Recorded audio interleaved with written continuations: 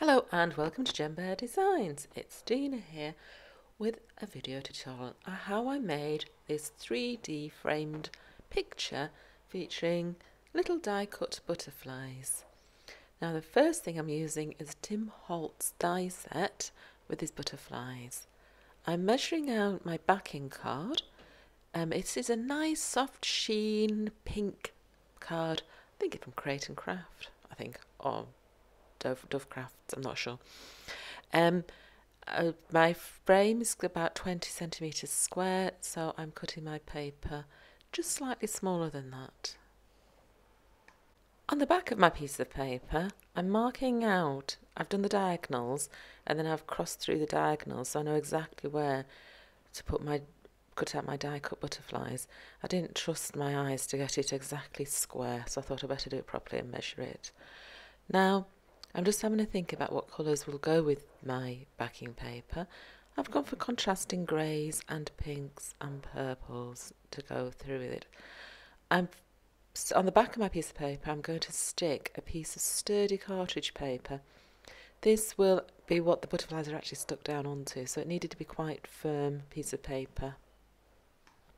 I'm using double-sided sticky tape to stick the backing card down onto my picture. I didn't want to use PVA or runny glue in case it caused the paper to buckle up at all, because I wanted it to be nice and smooth, a perfect finish.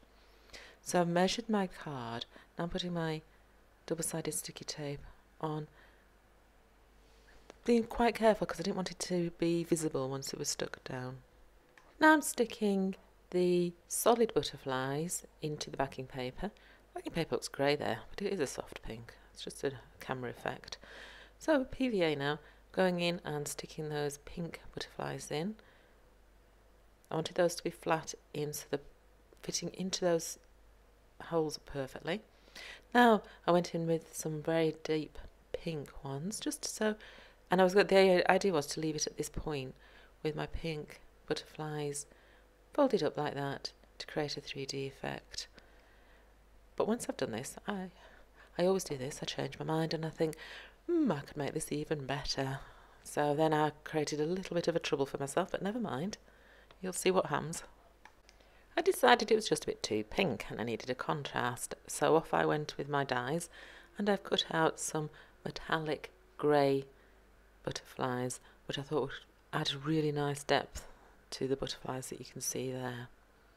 And voila, the grey butterflies have popped into view as if by magic. And I want them to go in under that top wing. Now I ended up having to trim them and then using PVA very carefully into the centre and sticking them in like that. It's quite fiddly. If I'd planned it ahead a little bit better, I would have put those in first. But I was originally only going to have one layer of butterfly over the top. But with the grey, it adds really nice depth of colour and more 3D effect. Quite pleased with it in the end.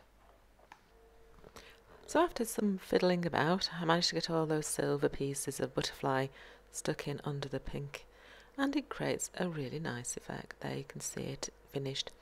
The final touch is some glossy accents, little dots of glitter down the body of the butterfly, just to add a bit of extra detail.